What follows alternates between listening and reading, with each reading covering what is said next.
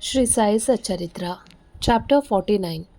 Stories of 1. Hari Kanoba, 2. Somadev Swami, and 3. Nanasaheb Chandorkar. Preliminary. The Vedas and the Puranas cannot sufficiently praise, describe Brahman or Sadguru. Then, how can we, who are ignorant, describe our Sadguru Shri Sai Baba? We think that it is better for us to keep quiet in this matter. In reality, the observance of the vow of silence is the best way of praising the Sadguru.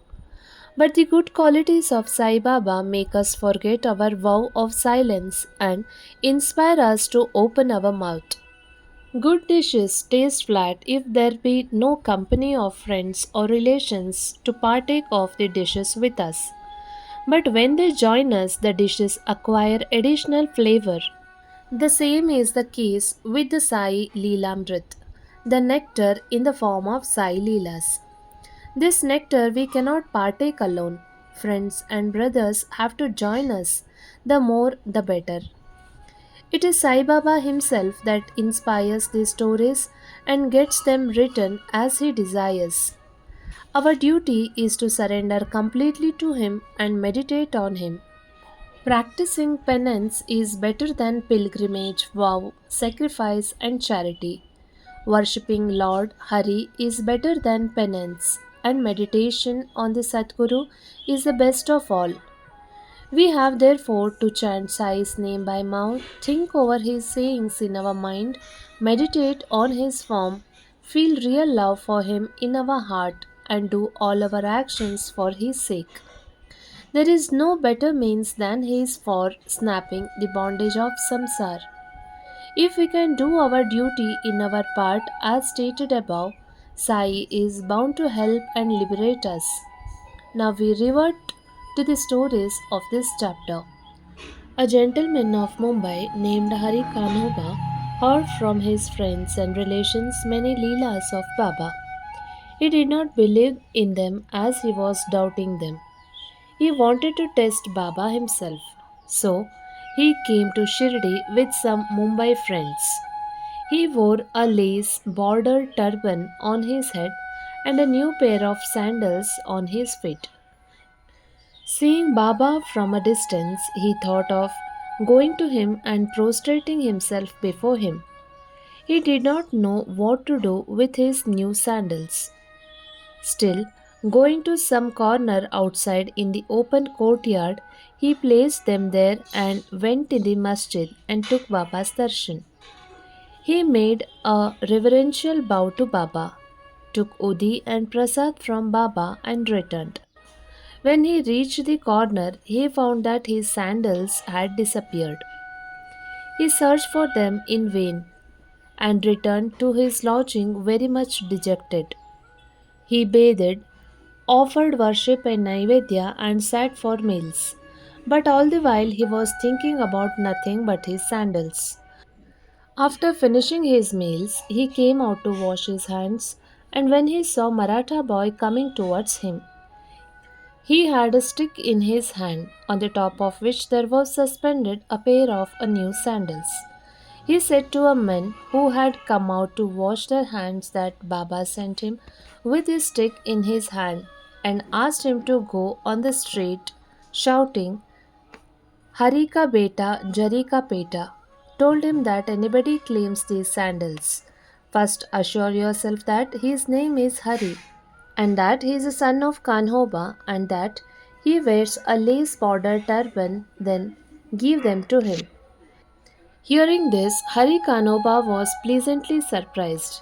He went ahead to the boy and claimed the sandals as his own. He said to the boy that his name was Hari and that was he is a son of Kanoba and showed him his lace bordered turban. The boy was satisfied and returned the sandals to him. Hari Kanoba wondered in his mind, saying that his lace bordered turban was visible to all and Baba might have seen it. But how could he know his name Hari and that he is a son of Kanhoba?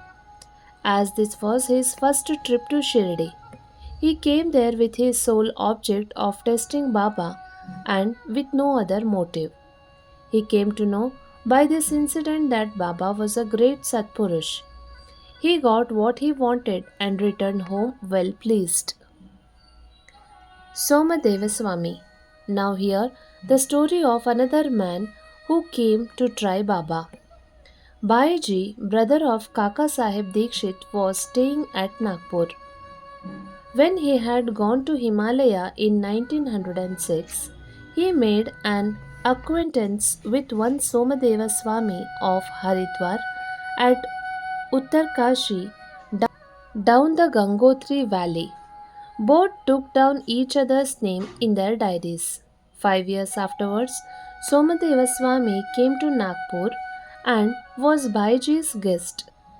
There he was pleased to hear the Leelas of Baba, and strong desire arose in his mind to go to Shirdi and see him. He got a letter of introduction from Bhaiji and left for Shirdi. After passing Manmad and Kopargaon, he took a tonga and drove to Shirdi. As he came near Shirdi, he saw two high flags floating over the masjid in Shirdi. Generally, we find different ways of behavior and different modes of living and different outward paraphernalia with different saints.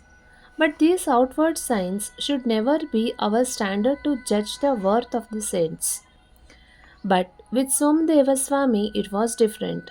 As soon as he saw the flags flying, he thought, should a saint take a liking for the flags? Does this denote sainthood? It implies the saint's hankering after fame. Thinking thus, he wished to cancel his Shirdi trip and said to his fellow travelers that he would go back. They said to him, "Why did you come so long? If your mind get restless by the sight of the flags, how much more agitated would you be on seeing the Shirdi, the Ratha, the palanquin, the horses, and all other paraphernalia?" The Swami got more confounded and said, "A few of such sadhus with horses, palanquins, and tom-tom I have seen. It is better for me to return than see such sadhus." Saying this, he started to return. The fellow travelers pressed him not to do so, but to proceed. They asked him to stop his crooked way of thinking and told him that the sadhu, that is Baba, did not care a bit for the flags and other paraphernalia, nor for fame. It was the people, his devotees, that kept up all this paraphernalia out of love and devotion to him. Finally, he was persuaded to continue his journey, go to Shirdi and see Baba. When he went and saw Baba from the courtyard, he was melted inside. His eyes were full of tears. His throat was choked, and all his evil and crooked thoughts vanished. He remembered his Guru saying that is our abode and place of rest where the mind is most pleased and charmed.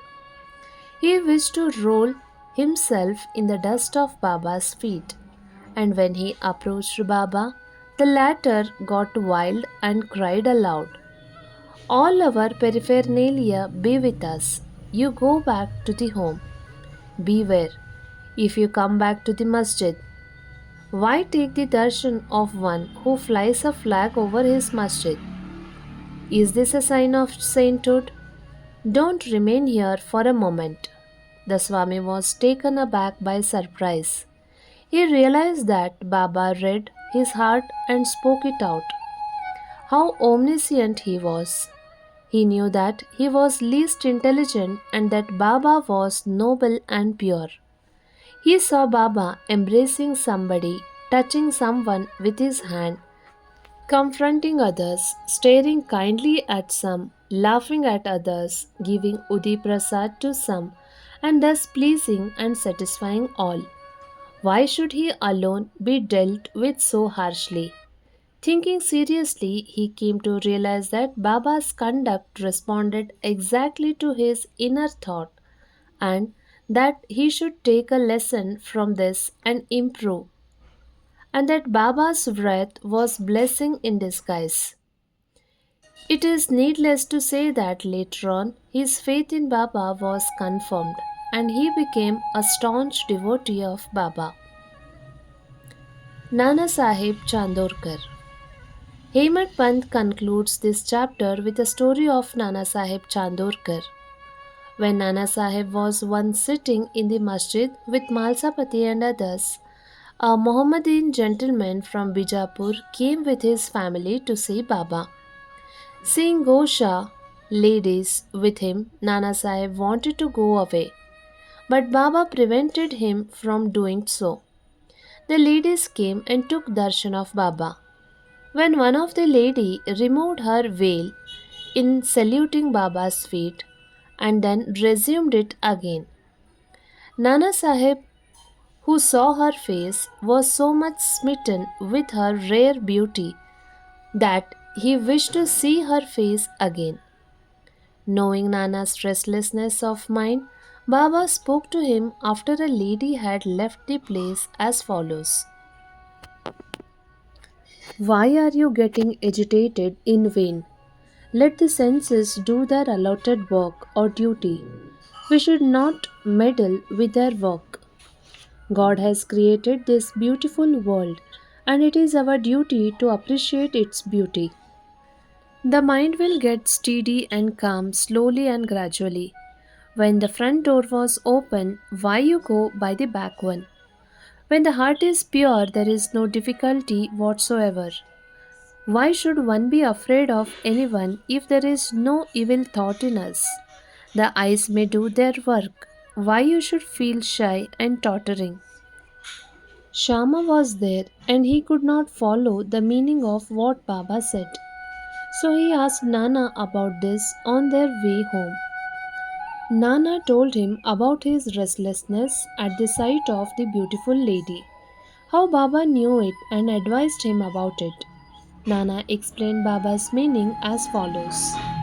As our mind is fickle by nature, it should not be allowed to get wild. The senses may get restless, the body, however, should be held in check and not allowed to be impatient. Senses run after object, but we should not follow them and crave for their object. By slow and gradual practice, restlessness can be conquered.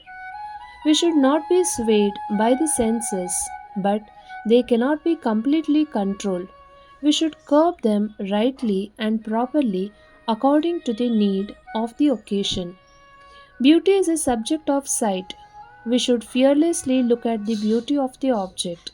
There is no room for shyness or fear. Only we should never entertain evil thoughts. Making the mind desireless, observe God's work of beauty. In this way, the senses will be easily naturally controlled, and even in enjoying objects, you will be reminded of the God. If the outer senses are not held in check, and if the mind be allowed to run after objects and be attached to them, our cycle of births and deaths will not come to an end. Objects of senses are things harmful. With Viveka discrimination as our charioteer, we will control the mind and will not allow the senses to go astray. With such a charioteer, we reach the Vishnupada, the final abode, our real home for which there is no return.